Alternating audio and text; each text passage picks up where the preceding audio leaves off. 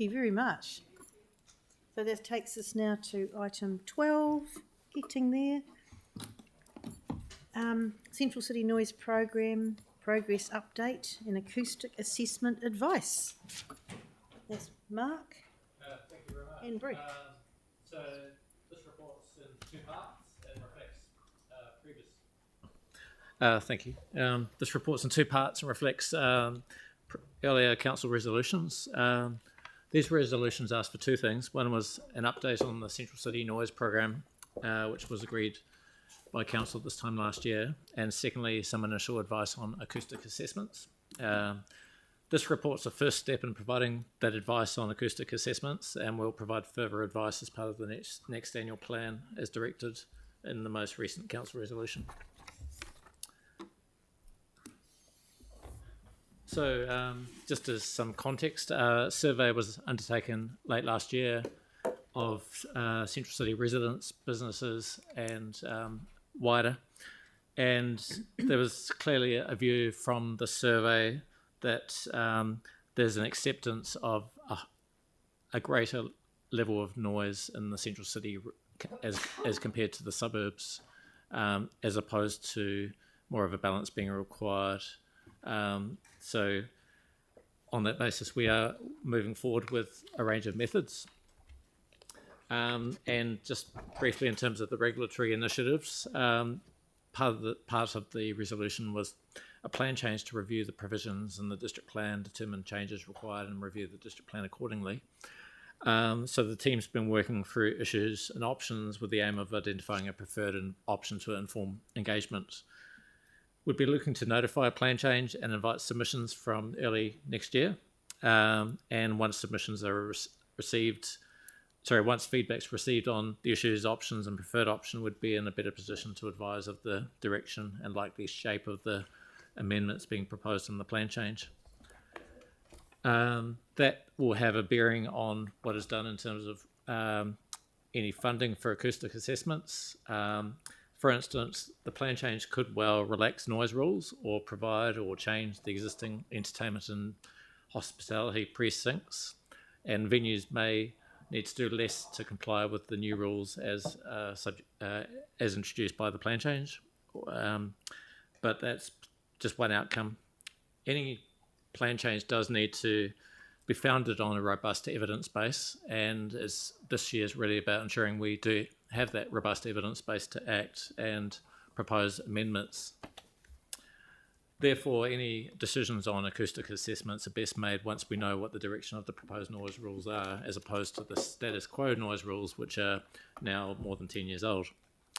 One thing before I hand over to Bruce around non-regulatory methods is to remind you that ultimately council will be the decision maker on any plan change, both at the time of notification, but also at the end of that process. And any consideration of the outcome of that plan change process or comments about the direction that plan change should take would be inappropriate and not best expressed at this point to avoid any future conflict. Right, okay. All right, so I'm going to cover the non-regulatory initiatives. I'm the substitute here though today, so apologies if this looks like I'm reading it, because I am. Carolyn, who is leading this piece of work, is unfortunately sick. And can I just say there was some good thanks for the team today from Save Our Venues.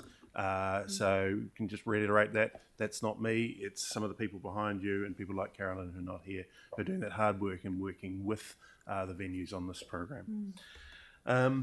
So we won't spend too much time on some of the specific options and ideas that we've been looking at. They're covered in the Appendix A, but I know there was some questions raised this morning, particularly from Councillor Harrison Hunt, that covers some of the types of things that we have already considered and are listed in that appendix there.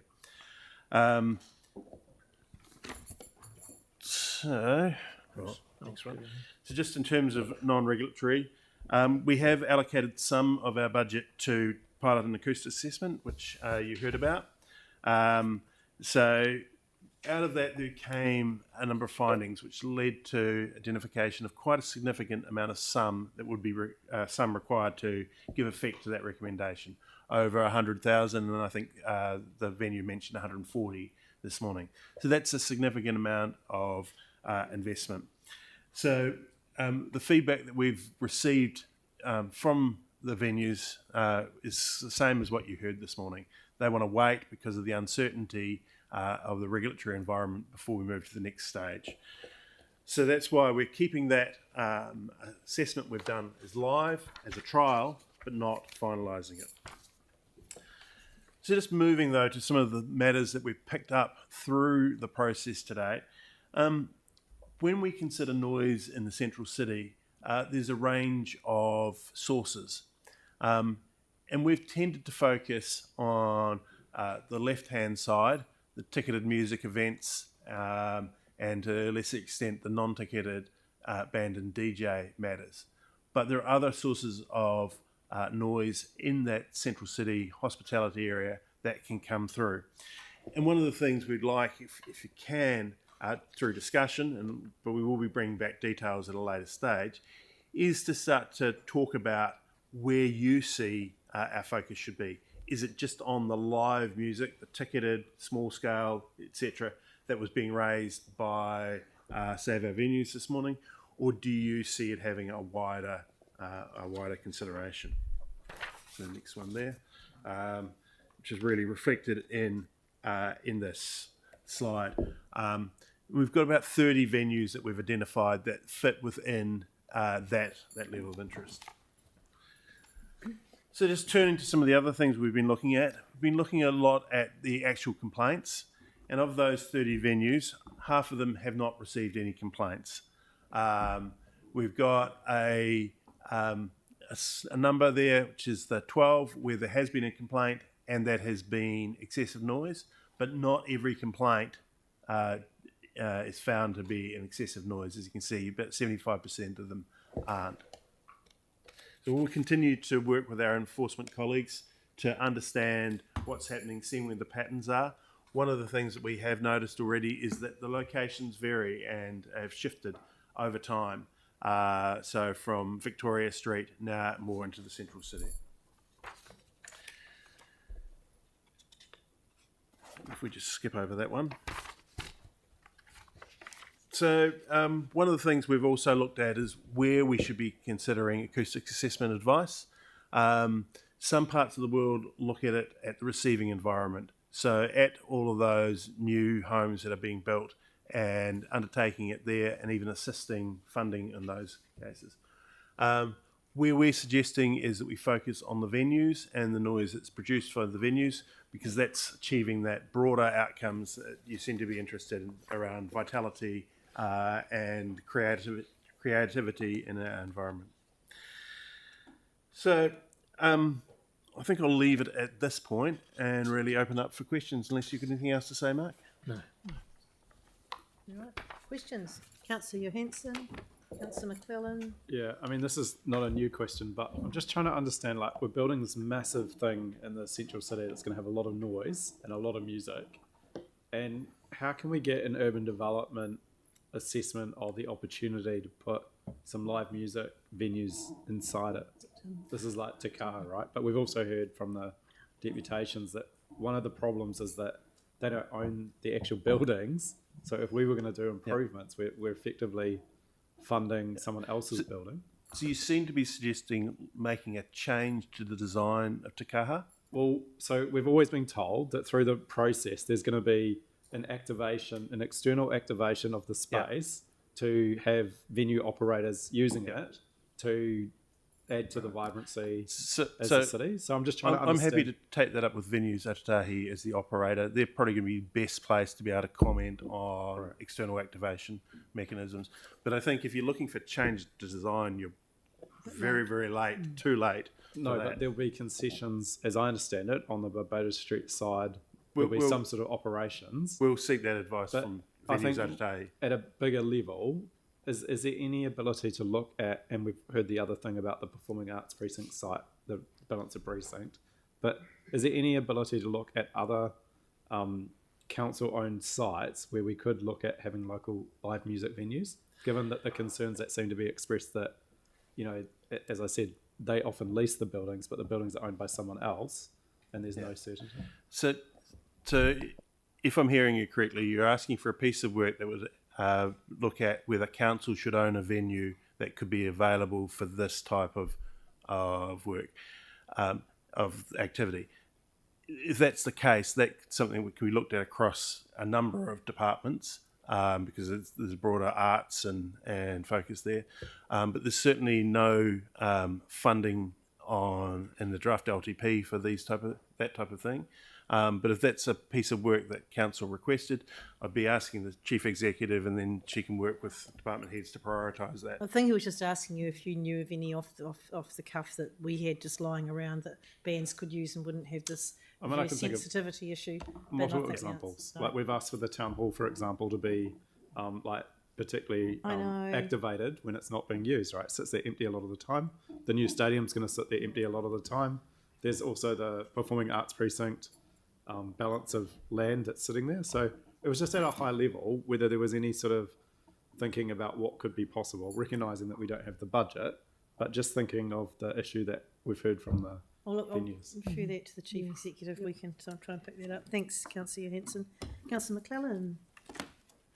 Thank you. 4.6 and the assessment that showed 100 and 140 over $100,000 worth of work required.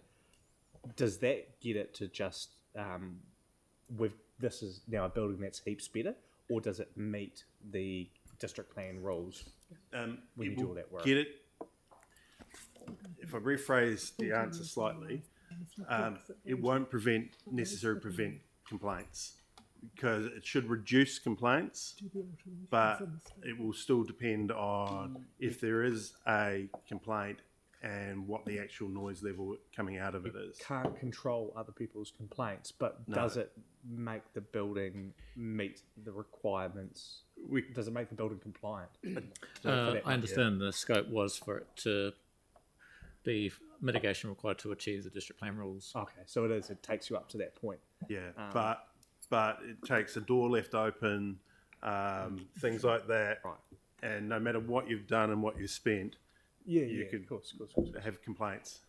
The other thing that caught me in that part of the report was the venue operator considering their options, but noting the cost and also the potential change in standards. Wouldn't existing use rights apply to this specific venue? What do they have to gain out of a changing regulatory environment at that site? I mean, this report was to bring it up to district plan standards.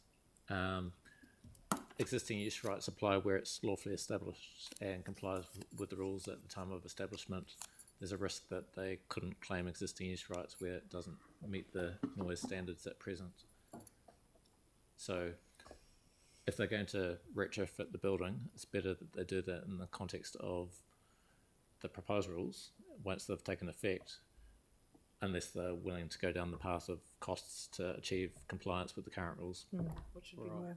They could rely on existing use rights if they can demonstrate lawful establishment and that they comply with the rules, but to achieve compliance with the current rules, they need to spend over 100,000. Oh, sorry, I was thinking about it from the resident's point of view, that the resident.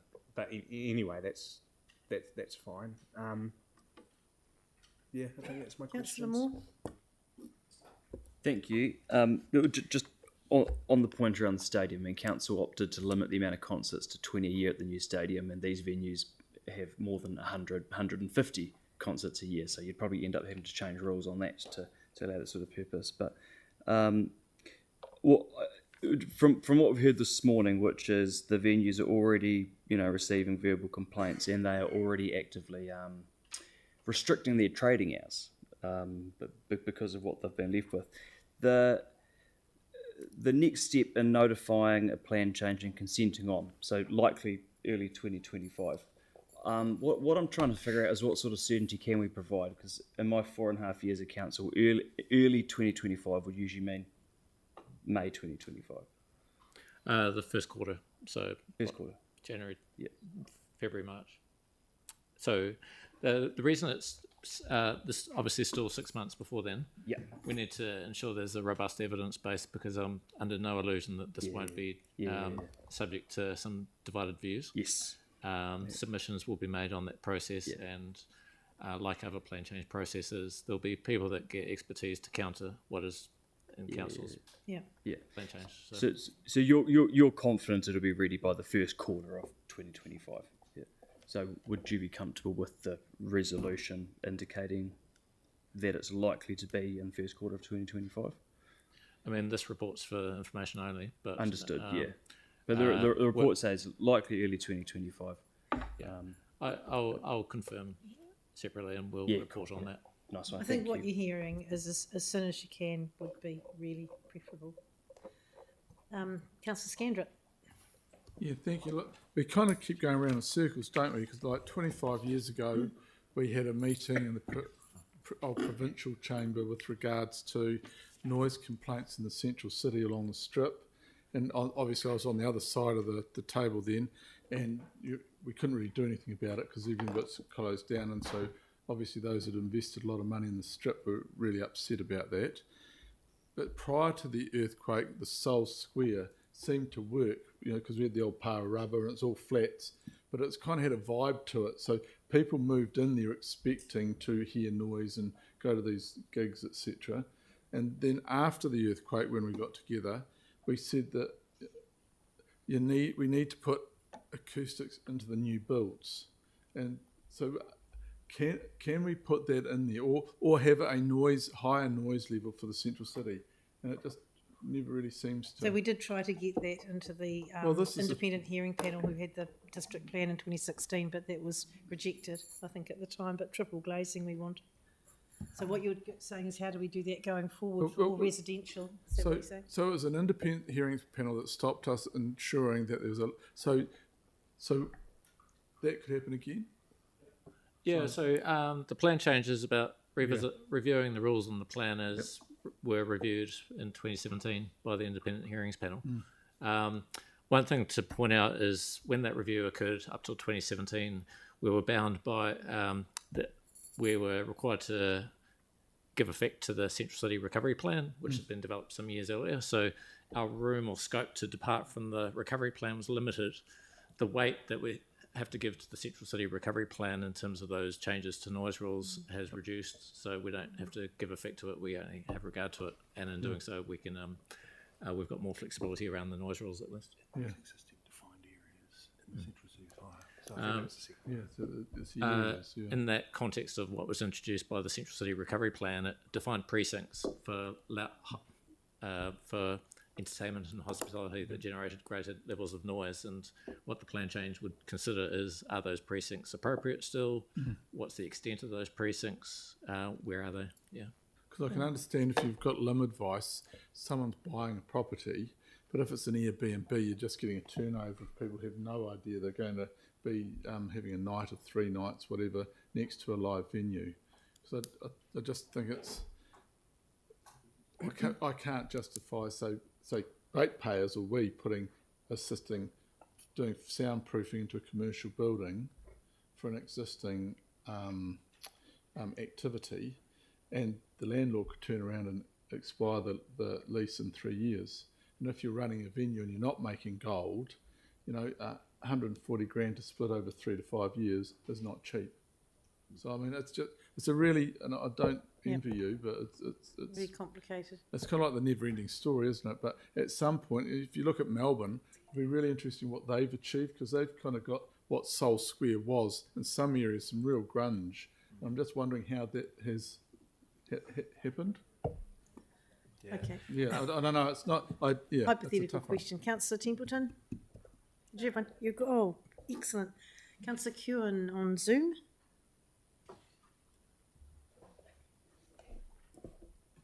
Sorry, just trying to find my mute button. You need a bigger chair. No, it doesn't matter. Yeah. No, you're big enough. My question is how long is a piece of string question, which is how loud is an event? How loud is a gig? What's noisy? How loud is noisy? So what decibel are you looking at? Well, we don't have one. That's my point. But go. I think we can separately provide those. We don't have those specific numbers at hand. We can provide those separately to this. Ultimately, the district plan has a maximum noise limit at the boundary, and that's what they have to comply with. So whatever noise is generated within the venue, if they mitigate the noise, then to Outside. at or below the maximum level at the boundary, then it's compliant. But I'll come back to you about. Yep, thank I've been you. asking for years. What's our limit at the boundary? Is it 50? We provided it in a previous information session, but I'll pull that out and send it to you. So it was 50. Is it 50? Okay. Councillor McClellan? Okay. Sorry, what I was trying to get to with my previous question around existing use rights was, is there any commitment we have to maintain, say you buy a house somewhere and the district plan says 60 decibels is the limit, and then we go in and change that limit, is there any impediment to us changing the limit after property purchase? No. So any changes in the future, anyone that's lawfully established or has resource consent can continue based on the plan, the rules as they were established up. I think you're talking about receiving environment rather than. Yep. I am. Yeah. So if we increased it, can the purchaser of those property rely on us, or rely on the earlier standard? The receiver, no. In terms of their expectations of the level of noise they'll receive, you mean?